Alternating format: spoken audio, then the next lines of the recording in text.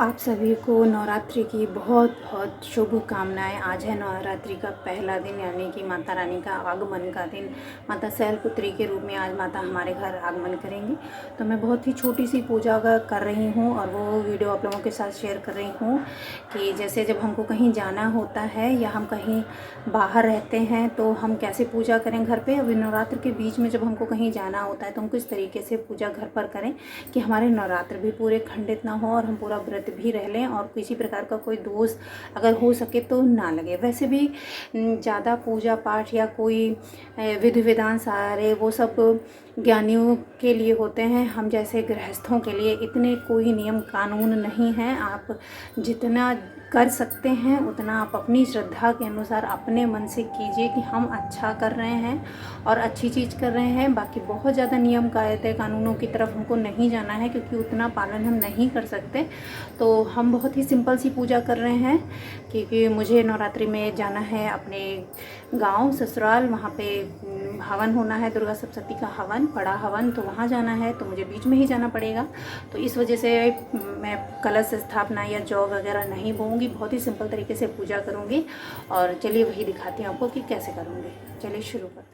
तो ये वही जगह है जहाँ पर हमारा मंदिर है। तो मंदिर वाले में यहीं पे माता रानी रखी, माता रानी की तस्वीर यहीं पे रखी हुई थी तो मैंने उसको हटा दिया था पहले और यहाँ पे साफ़ सफाई करके और उसके बाद यहाँ पे एक लाल कपड़ा बिछा दिया है, एक आसनी है वो बिछा दी है और थोड़ा सा साइड में चावल का ढेर किया है, मुट्ठी भर चावल का ढेर किया है। और अब हम इस पे एक कलश रखेंगे। तो कलश में मैंने पहले गंगा जल डाला है और एक जोड़ा लौंग का और एक जोड़ी इलायची और 1 रुपए का एक सिक्का और पूरा जल कंठ तक उसको भर दिया है। और हमने जो चावल की ढेर बनाई थी उसके ऊपर रख दिया है और कंठ में एक कलावा बांध दिया है और उसके ऊपर एक कटोरी में चावल रख के उसके ऊपर हम दीपक स्थापित कर देंगे।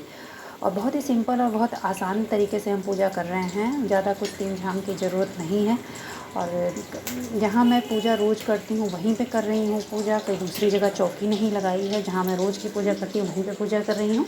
तो यहाँ पे एक दीपक मैंने रख दिया है और जो हमने कलश रखा है उसके साथ में मैंने गौरा रख दी है।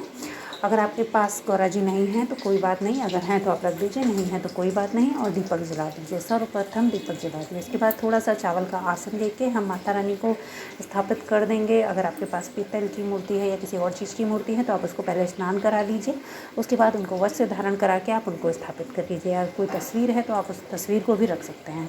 जैसे कि मैंने पहले तस्वीर रख दी थी और उसके बाद मेरे पास एक पीतल की मूर्ति है तो मैंने स्नान करा के उनको स्वच्छ साफ कपड़े, नए कपड़े जैसा भी हो आप उस तरीके से पहना सकते हैं, उनको माला पहना दीजिए। अब हम यहाँ पे सबको भाव रूप से स्नान करा देंगे। वैसे माता रानी को हम स्नान करा चुके हैं लेकिन जो हमारी तस्वीर है उसको भी हम स्नान करा देंगे। जल को भी स्नान कर, जल का जो लोटा हमने रखा है उसको भी स्नान करा देंगे गौरा जी को।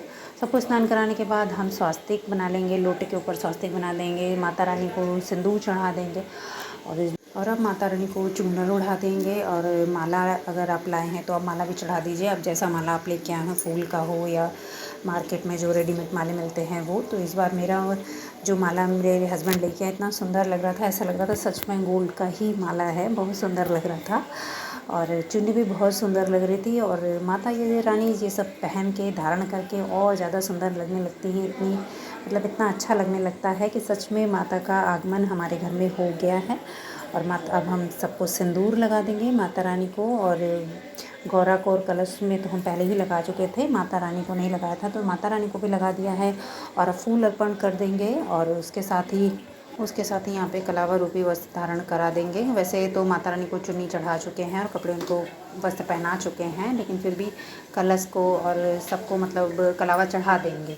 और यहाँ पे लिया है मैंने एक पान और पान में रखी हैं लौंग, इलायची और बताशे। मैंने तो यहाँ पे 9 जोड़े लौंग के लिए हैं, आप अपने अनुसार 1 जोड़ा लौंग का और 1 जोड़ा इलायची का रख सकते हैं। और माता रानी को यह भोग बहुत प्रिय है, इसको चढ़ा दीजिए। और उसके साथ ही मैंने यहाँ पे माता रानी के लिए नारियल रख दिया है और नारियल पर करावा लपेट के हम माता रानी को चढ़ाकर हम उसको साइड में रख देंगे। और उसके बाद माता रानी को मेवे का भोग लगाएंगे, फल का भोग लगाएंगे, जो कुछ अवेलेबल हो आपके पास, जैसा हो वैसा आप चढ़ा दीजिए। मैं यहाँ पे केले का भोग लगा रही हूँ माता रानी को।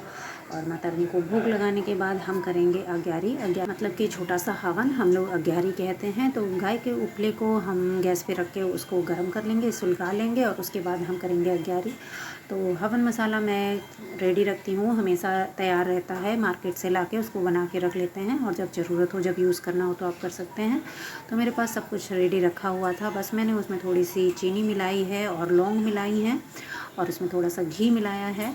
उसके बाद उसको अच्छे से मिक्स करके हम गाय के उपले पे अग्यारी कर देंगे। ये बहुत ज़रूरी होता है, कोई भी पूजा पाठ हो तो उसमें भी हमको करना चाहिए, लेकिन नवरात्र में तो ये बहुत ज़रूरी होता है। माता रानी को अगर हम कोई आग पे जैसे कुछ भोग लगाते हैं तो उसकी बात और होती है, तो हमें ज़रूर करनी चाहिए, अग्यारी ज़रूर लगानी चाहिए। अगर आपके पास कंडा वगैरह ना हो तो आप कपूर के ऊपर भी अग्यारी कर सकते हैं।